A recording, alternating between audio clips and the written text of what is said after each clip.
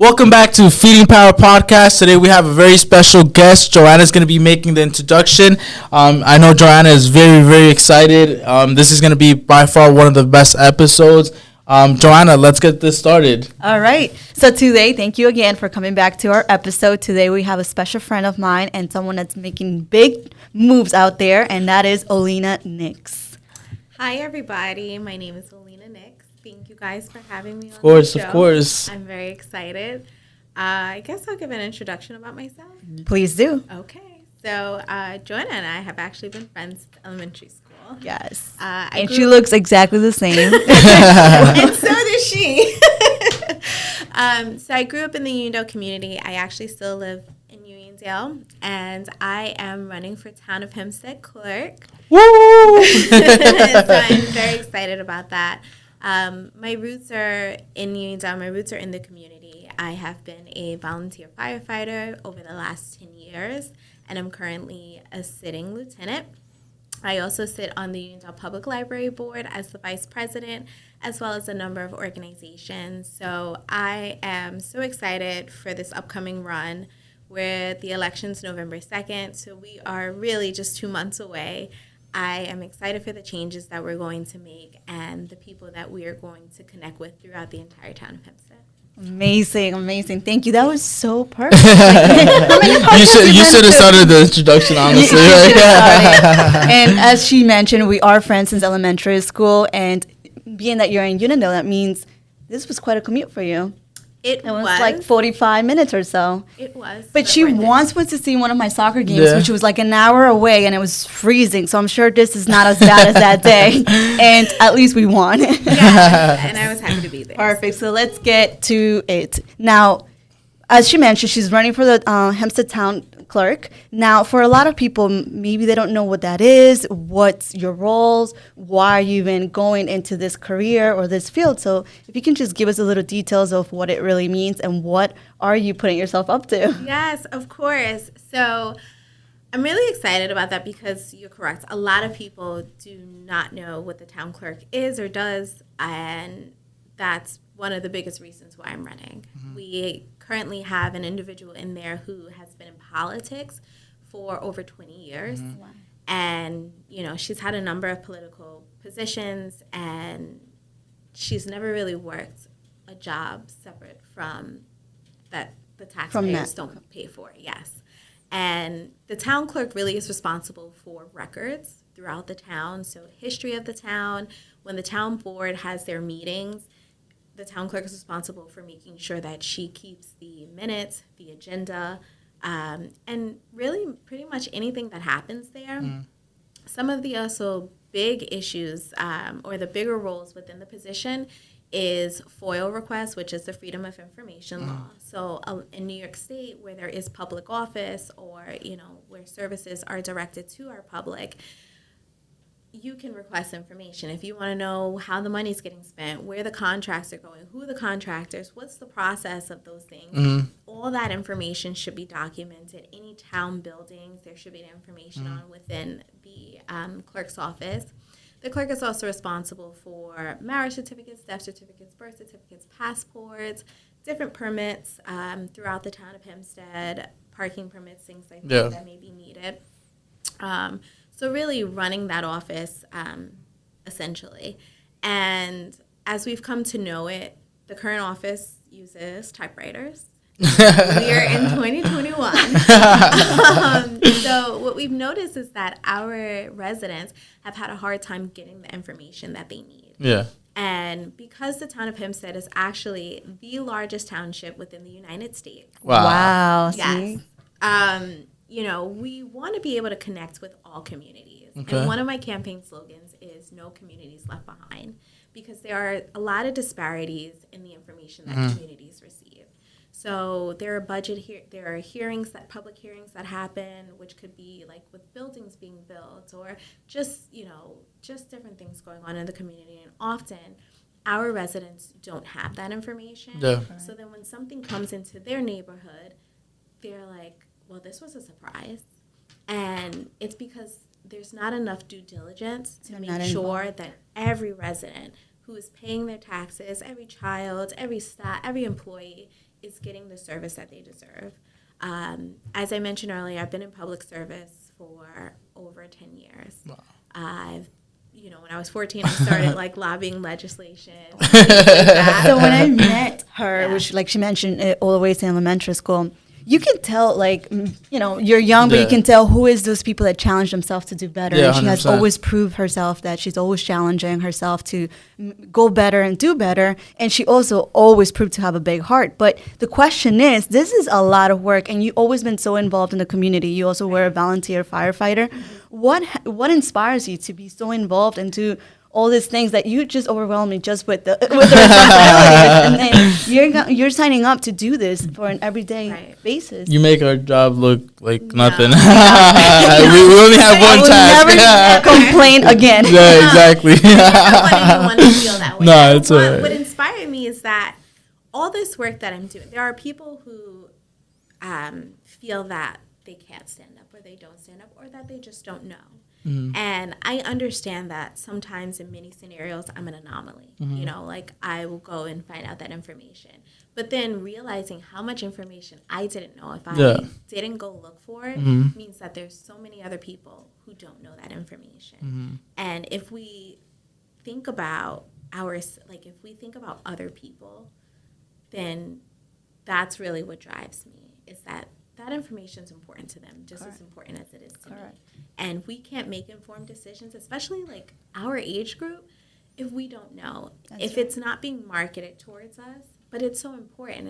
It's I always say local elections are much more important than the presidential elections. And that doesn't mean don't go out and vote for the president. But what it means is be involved in your community.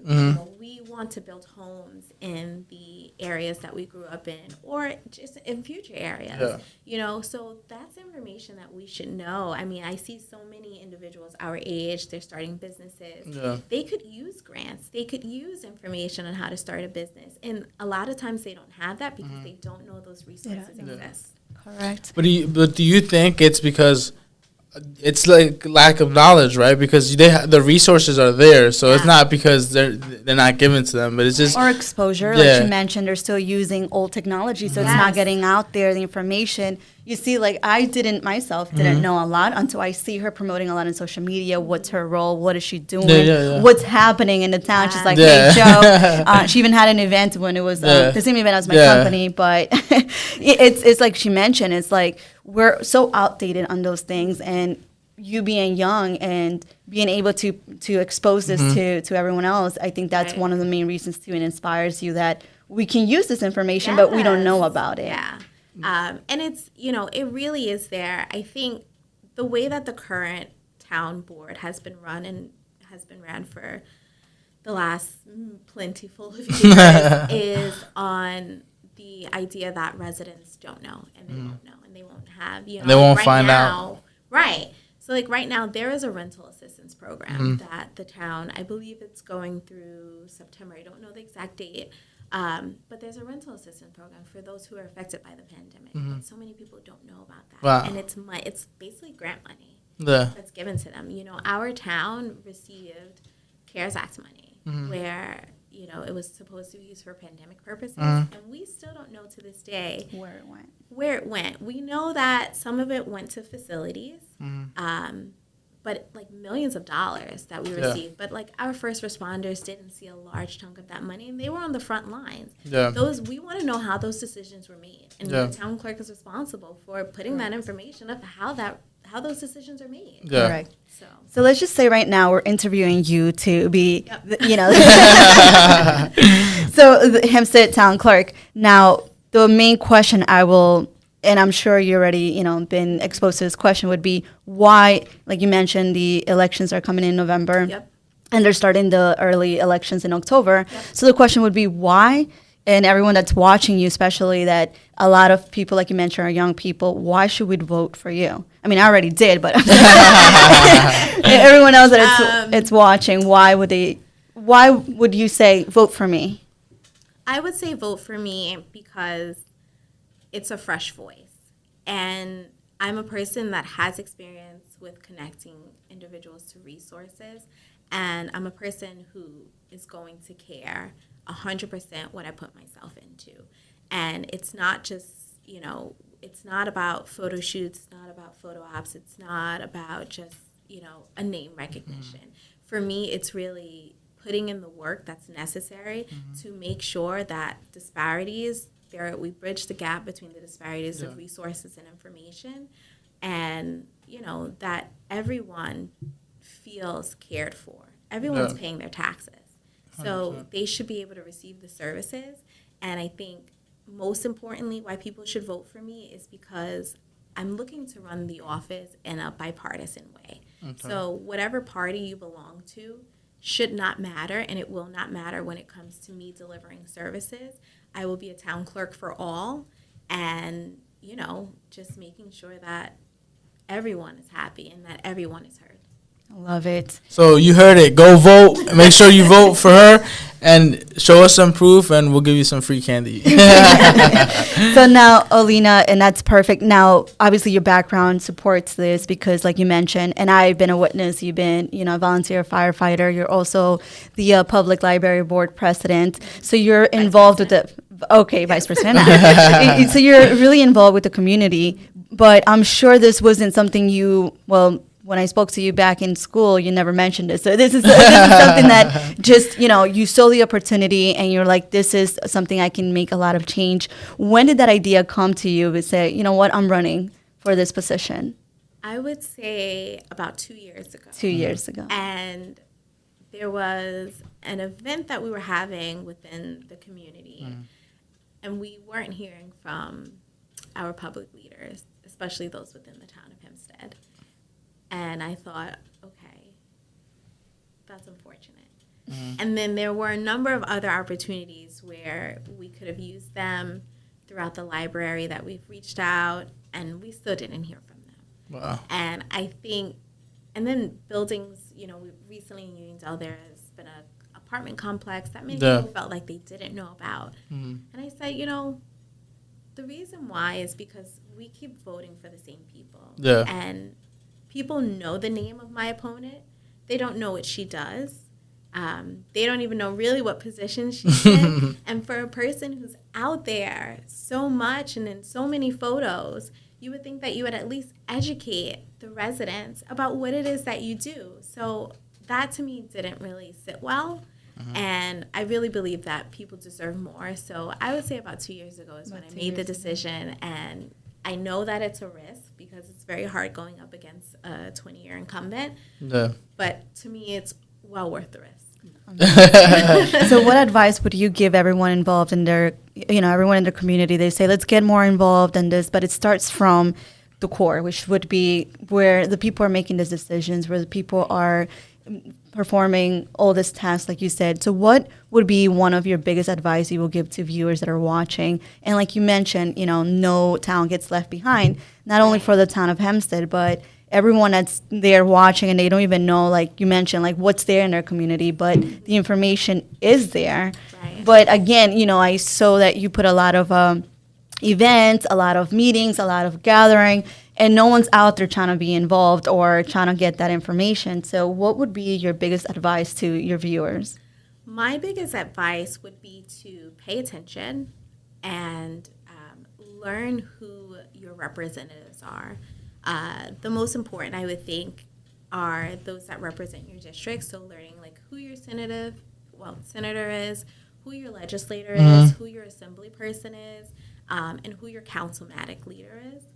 Understanding who those people are and constantly reaching out when you have concerns. And then I would say they are and what they do. Right. Well, who they are and what they do. It's like who they are. I know they're in that photo and I know their name. Exactly. And attending just your local meetings. So even if you don't have children in a school district, but if you do, go to the school board meetings. I mean, now with the pandemic has changed so much. So now you don't physically have to go to these meetings. You can log into a Zoom or streaming and listen to where the money's being spent. Listen to the programs that are available. Yeah. Kids aren't going to always come home and say, hey, this is happening, Learn to be involved because oftentimes leadership, when the stakeholders are not vocal, they make decisions that don't include them.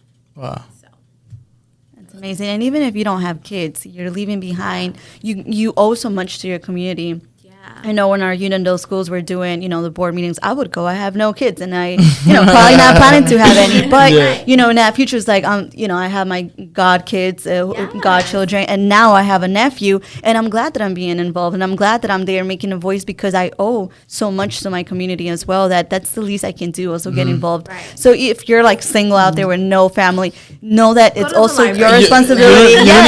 You don't even need to. She said you can go on Zoom and literally just be involved. On a Zoom. You literally can be driving and listening to it. It's just about you getting the information, just getting informed, and being, putting yourself in front of other people, and taking advantage of that. So aside from you, obviously you've done a lot of things in your aspect in your life as well.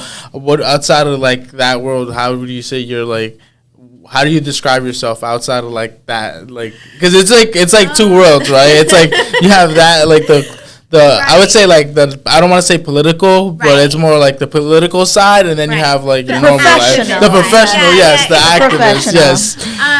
So really, my personal life and my professional life are really one and the same, because that's just how connected I am towards it. Let's see. I guess in my personal life, I just recently picked up a hobby. It's pottery. So I've been doing some ceramics work. But that's really, connected. A lot of, it's almost one. So much of what I have dedicated. I have dedicated myself in all arenas. So for me, that's fun to me. Yeah. So you're just like passionate about what you do, and honestly, that's like the best thing too, because once you're passionate, like you don't get bored, you don't get tired. Like you're always gonna continue and do it and do it and do it. And honestly, you don't feel like you need a break. Yeah, you don't. And then because I'm talking with Joanna, and she told me like you went to Baruch College. I did. Okay, so Baruch was actually Baruch was one of my dream schools. Actually, I didn't end up going there because I got into real estate. Unfortunately. I don't like college. College is not for me. I'm not a good student, so anything more? No, so I don't do my homework.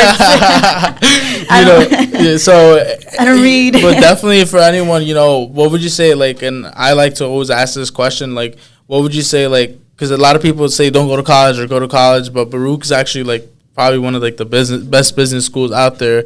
What would you rate your experience like? I wish, and I tell people this all the time, I wish that I was not a commuter, because I only went to school 2 days a week, which was Tuesdays and Thursdays, and it was literally from all day. It was like from 7 a.m. to 7 p.m. Wow. One, riding the train was very expensive at 19, 20 years old every day, and then I had to work, so my 15 credits, I think it was, like 3 or 4 classes crammed into 2 days. So I didn't feel like I got the most out of my experience, but I love going to Baruch. But what I will also say, just to your point, and I tell people this all the time, I am a book person. Yeah. So like going to school, those things work well for me. But I also understand people who say that going to school is not for them. And I don't ever want anyone who feels that way to feel ashamed. Yeah. Because you will have a lot of times people who go to college say, well, you should have went to college. And that's not true. No. There's so many great trades out there. There's so many other careers that don't require, college degrees. Yeah. And people often aren't made to feel as brilliant as they are just because they didn't go to college. I mean, there are people who are so intelligent who, do research and they don't even realize that like this is what you would do in school. Yeah. But that's what works for them. And we have to start moving our generation to letting them know that that's what works for you. Okay. I could probably never be an electrician, but there is someone out there who's very great with their hands, who's passionate about that work, and I'm going to need them when I need electricians. Yeah, exactly. Those trades are needed as well. Yeah, 100%. People who work with you who have there are certain natural personality characteristics that people have that cannot be taught.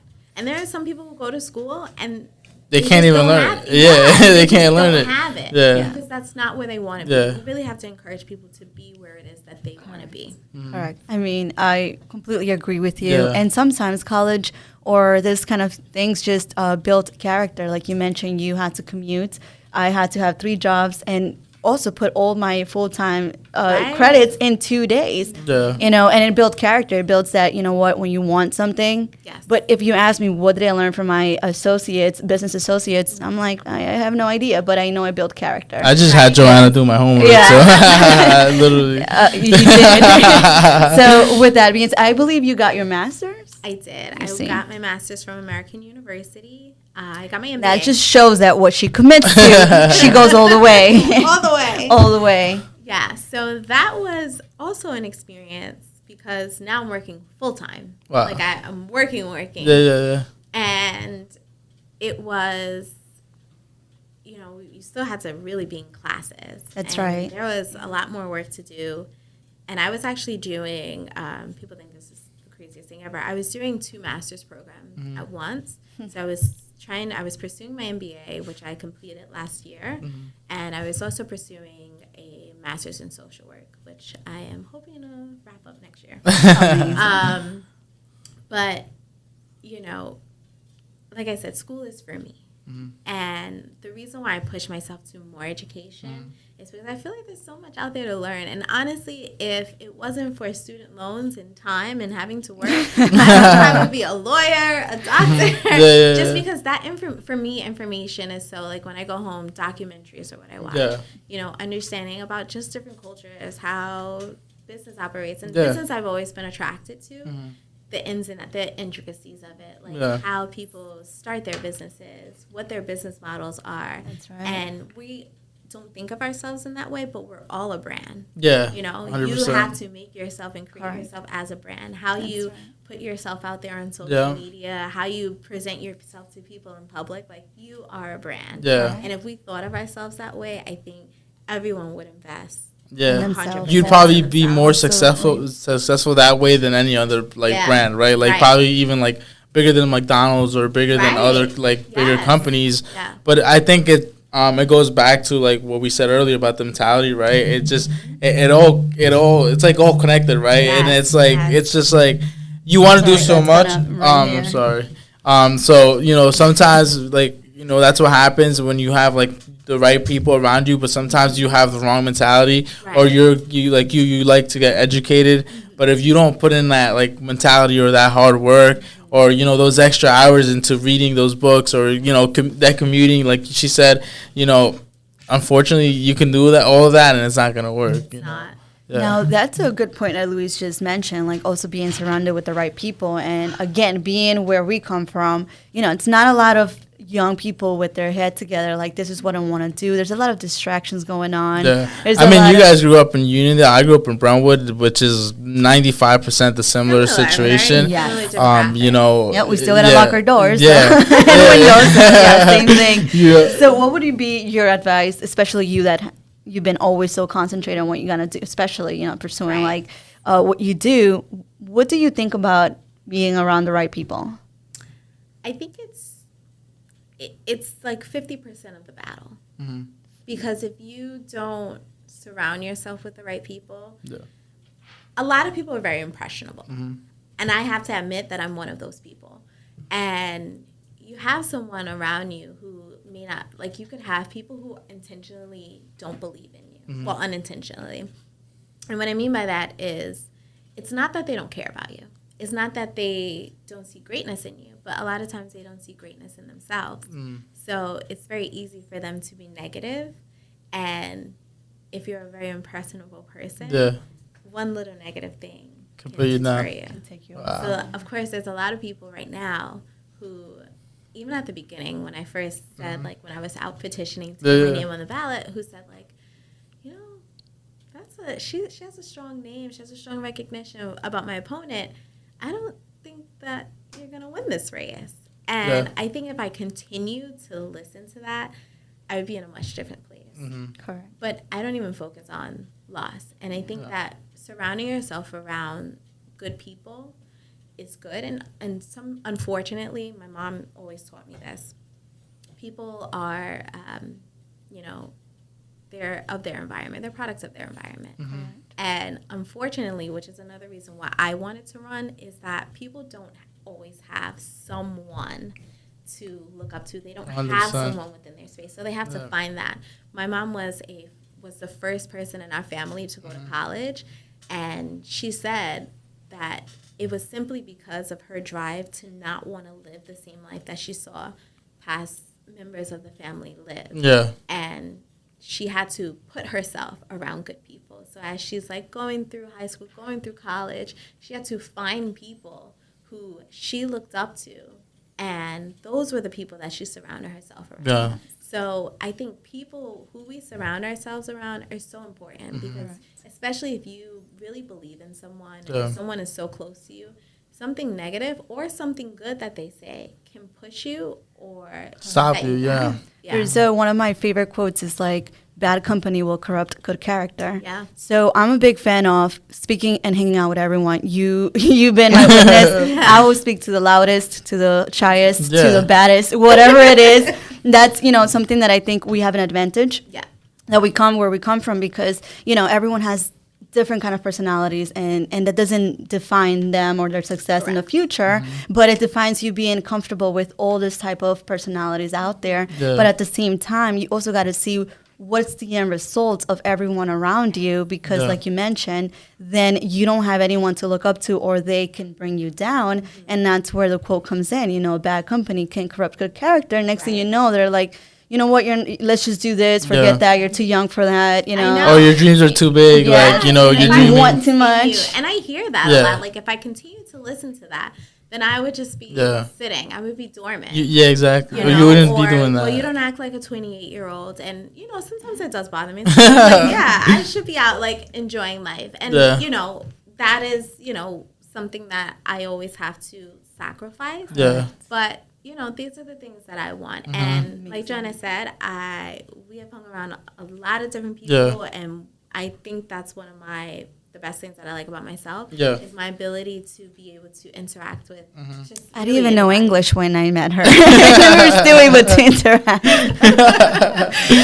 Yes, but and I also believe that you can learn something from everyone. Yeah, 100%. A child, whomever. Absolutely. Yeah, you got to take advantage of your surroundings, and sometimes you guys are saying it's not, And I think it goes back to where we grew up.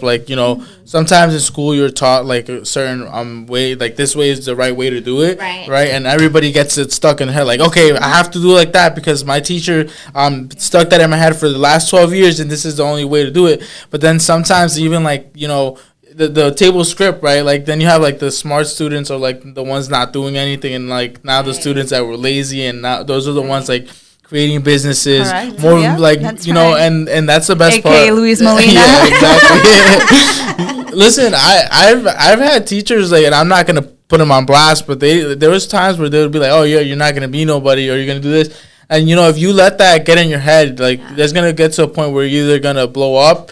In a good way, your business is gonna just rise, and they're gonna reach out to you, or if you let that get in your head, then I'm gonna not be successful, and I think it's very important. And so I look at you now as somebody who wants to get looked up to. You want people to look up to you, right? I want people, right? So I do. I want people to learn see me as an and to be able to learn, and I want to be able to help people as much as I can. Sometimes when you're starting out in any endeavor, you look for people and they have advice, and sometimes people try and gatekeep information. Yeah, so they're like, just hard work. Okay, what did the hard work entail exactly? Yeah. And I want everyone to have an opportunity 100%. To be able to climb the ladder, to have a seat at the table. I think that is so important. Yeah. If that's what they want, then I believe that if I have the opportunity and the ability to help them, I'm going to do it. And I'm positive there's people out there. I'm one of them. I'm inspired by you. I admire you. So I'm sure it's many. And we can learn from you. I already learned a lot from you as a person. We definitely have. And I hope that everyone that's watching this episode gets to learn about Olena more as a person, as what she is before you go out there and vote, and Right. you get to know her more. Yeah. So the last question to wrap it up would be: you mentioned you were working since 14. What kind of jobs did you perform? So my first job, and it's actually it circled it way back. It's way back into my job now. My first job, I worked at Planned Parenthood as a teen advocate. So I remember. I was educating people within my community and neighboring communities. 14 years old, and you hear the role she was taking. So of course she had people's attention. It's like, wait, what? What is it that you're talking about? Yeah. 14, that's crazy. But just about comprehensive sex education, because at that time and even now, we knew that abstinence-only education didn't work. Kids are gonna do what they're gonna do, but if they're gonna do it, we want to make sure that they're safe. And that was, hearing it from a peer, can change things. Yeah. So that was at 14, and then 15. My summers, I worked at Jones Beach in concessions. It's actually where I learned how to have more conversational Spanish because most of my coworkers were Hispanic. Okay. So communicating, I'm like, well, I gotta learn it. But it's a skill now because now I can use that. I will never go publicly and give a speech in Spanish, but I got you. You gotta translate it over here. Right, I can understand it enough to communicate. Good. So I did that until I was done with high school, and then I just had a number of other like retail jobs. Some were like internships with other like elected officials. One of the things that I pride myself on is being able that I have worked in so many different arenas and learning that. So some people would say, oh, well, it's like job flipping. I see it as I'm young. Yeah. And there's so much to learn. And you get to learn a different experience from every job, right? So now you know how to treat the person at the bank, the person that serves your food, the person that, because you've been there, you've been in those positions. And you do all those personalities. Yeah. Like you have the angry customers, the happy customers, You're like, the lost customers. Yeah. And you realize that it never has anything to do with you. It's not personal. No, it's not personal. No. It's just you learn not to take it I used to get really upset. I used to tell him that the coffee lady in the morning would never smile at me. Like the girls would never smile. I'm like, I come here with like I'm the sunshine. But then I realized it wasn't my problem. Yeah. At the end of the day, they probably didn't want to be there, and it wasn't my problem. It's funny that she said that because like every time we would go into like a place to get breakfast, like so we used to work together, right? And let's say like the lady would like give me my food, and she'd be like, "Oh, have a good day," blah blah. And Joanna, they would be like, "Here's your breakfast." Like, and she's like, "What did I do? I didn't even do anything." I'm like, it's not against you. It's just like it used to get to me. I'm like, there's something wrong with me. Do I look mean? Do I have to change my? Especially when my hair is darker. But then I realized, what? There's nothing wrong with me. People, that's how they are. Well, Olena, we thank you so much for being part of today's episode. Is there anything you would like to share that we missed or didn't ask? No, thank you for having me. I just want to say to everyone to make sure that you make educated and informed decisions when voting. I don't ever want people to just vote for me because they know me. I want them to really educate themselves. If you want more information or want to reach out, my website is olenanix.com, OLENA, Nix, NICKS.com. Early voting starts October 23rd to October 31st, and election day is November 2nd. Awesome. And I know you have a IG as well. Yes, it's kind of long. So okay, so we'll just add it to the tag you video. at the bottom. Yeah. So, and then I had one more question just for the viewers. So who can vote? Because the thing is, that's such an important question. That is an important question. Okay, so any registered voter who lives in the town of Hempstead. I'm not going to name all the towns, but like Uniondale, Hempstead, Roosevelt, Elmont, the 5 towns, Hewlett, Seaford, Mineola, the villages. Just Valley within the Stream, Hempstead township. All within the township. If you are not registered to vote, they're going to put my information. Please get in contact with me. We have until, I believe, October 10th to get you registered, so please. Awesome. You heard it here. Go and vote. Go and vote. Thank you again, and we'll see you next episode. See you on the next one.